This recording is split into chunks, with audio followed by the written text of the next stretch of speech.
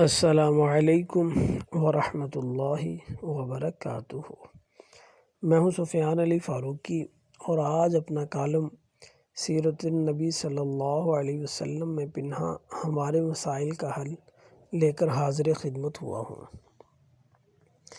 نبی کریم صلی اللہ علیہ وسلم کی ساری زندگی جد و جہد، عمل پیہم، انقلاب، تعمیر و فلاح انسانیت، عجز و انکساری، باوقار سادگی، قابل تقلید کفایت شعاری، جانداروں کے حقوق کی پاسداری، قابل رشک صبر و استقامت اور قیامت کی صبح تک آنے والے جمیع مسائل کے حقیقی حل پیش کرتے ہوئے گزری۔ رحمت کائنات صلی اللہ علیہ وسلم کی حیات طیبہ کا کوئی گوشہ، زندگی کا کوئی لمحہ ایسا نہیں جس میں انسانیت کی تعمیر و ترقی اور حفاظت و بقا کا کوئی نہ کوئی راز پنہاں نہ ہو۔ یہ آپ صلی اللہ علیہ وسلم ہی کا خاصہ تھا کہ آپ صلی اللہ علیہ وسلم نے جس کام کو جتنا وقت دیا، جتنی اہمیت دی اور جس طرح سر انجام دیا، اس سے زیادہ مناسب اور موزوں حل تلاش ہی نہیں کیا جا سکتا۔ انسانیت کی فلاح و کامیابی کے لیے جو بھی لفظ زبان اطہر صلی اللہ علیہ وسلم سے ادا ہوئے، اس سے بہتر الفاظ کے لیے لغات عاجز ہیں۔ محسن انسانیت صلی اللہ علیہ وسلم کی مبارک زندگی سے ہمیں الفت و محبت کی مہکتی کلیاں ملیں گی اور باہمی اختلاف کا معیار بھی ملے گا۔ بے مثال دوستی کی کہکشاں ملے گی اور دشمنی کے فطرتی اصول و ضوابط بھی ملیں گے۔ اپنوں سے اپنائیت کی عطر بیزی ملے گی اور غیروں سے برتاؤ کی نہجیں بھی واضح ہوں گی۔ یقینی معاشی ترقی کی راہیں ملیں گی اور باوقار سادگی کا مفہوم بھی سمجھ آئے گا۔ معاشرتی اقدار کی قدریں ملیں گی اور معاشرتی ناصوروں کے استحصال کے طرز کا بھی پتہ چلے گا۔ بے خوف خوشحالی کے خواب پورے ہوں گے اور اخوت و بھائی چارے سے مہکتی فضائیں بھی ملیں گی۔ آئیڈیل نظام حکومت کی بنیادیں ملیں گی اور جنگ و جہاد کا فلسفہ بھی سمجھ آئے گا۔ انا پرستی اور غیرت، مصلحت اور بزدلی، خودداری اور خود غرضی کا فرق بھی پتہ چلے گا۔ الغرض، زندگی کا کوئی شعبہ ایسا نہیں جس میں ہادی عالم صلی اللہ علیہ وسلم نے رہنمائی نہ فرمائی ہو۔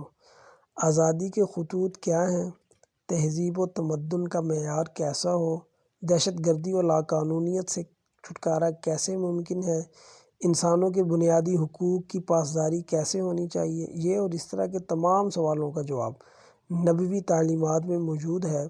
اور یہ بات تو تاریخ کا قاری بخوبی جانتا ہے کہ انسانیت کی تاریخ میں سب سے سنہری دور نبی کریم صلی اللہ علیہ وسلم اور خلفائے راشدین رضوان اللہ تعالیٰ علیہم اجمعین کا دور تھا۔ ہم آج کل جن گمبھیر مسائل سے دوچار ہیں، وہ مسائل انفرادی ہوں، خاندانی ہوں، معاشی یا معاشرتی ہوں، قومی یا عالمی ہوں، صرف اور صرف نبوی تعلیمات سے دوری کا نتیجہ ہیں۔ اور اس پر افتاد یہ کہ ہم جہاں اپنے مسائل کا حل تلاش کر رہے ہیں، وہاں سرے سے مسائل کا حل موجود ہی نہیں، اور جہاں مسائل کا حل ہے ادھر جانے کو ہم تیار نہیں یا ہمیں جانے نہیں دیا جا رہا۔ ذرا رک کر ہم تجزیہ کرتے چلیں کہ کیا سوشلزم ہمارے مسائل کا جامع حل پیش کر سکا؟ کیا کمیونزم امن کی راہوں کو ہموار کر سکا؟ کیا ڈارون کا نظریہ ارتقاء انسانوں کی تقدیر بدل سکا؟ کیا سرمایہ دارانہ نظام معاشی استحکام لا سکا؟ کیا مذہب بیزاری کی تحریکیں، جنسی بے راہ روی کی تحریکیں انسانیت کو سکون میسر کر سکیں؟ کیا آزادی نسواں کے کھوکھلے نعرے خواتین کو تحفظ اور نان و نفقہ فراہم کر سکے؟ اپنے مخالفین پر دہشت گردی کا لیبل لگا کر جو قتل انسانیت کا باب کھولا گیا، اس سے عالمی یا علاقائی امن قائم ہو سکا؟ ورلڈ بینک کو قائم ہوئے کئی اشرے گزر گئے، لیکن اب تک دنیا کی 70% آبادی غربت کی لکیر سے نیچے زندگی گزار رہی ہے۔ اقوام متحدہ اور OIC کے باوجود طاقتور کمزور کو کچلتا نہیں جا رہا۔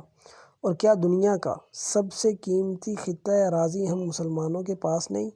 تیل کے سب سے بڑے ذخائر کے مالک ہم نہیں؟ کیا دنیا کی سب سے مہنگی معدنیات ہماری زمینوں سے نہیں نکلتی؟ کیا افرادی قوت میں ہم کسی سے پیچھے ہیں؟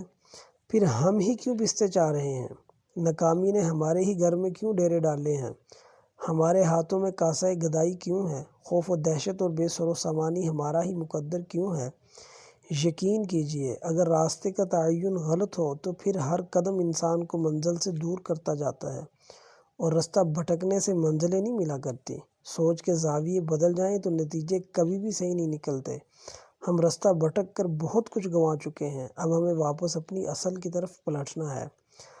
اگر ہم اپنے لیے، اپنے ملک و قوم اور پوری امت مسلمہ کے لیے سنجیدہ ہیں تو پھر ہمیں سیرت طیبہ صلی اللہ علیہ وسلم کو آئیڈیل بنانا ہوگا، اس کا مطالعہ کر کے اپنی عملی زندگی میں لانا ہوگا۔ حالات کا تقاضا بھی یہی ہے، ہمارے رشتے زخموں کا مرہم بھی یہی ہے، تاریخ عالم کے مطالعے کا نتیجہ بھی یہی ہے۔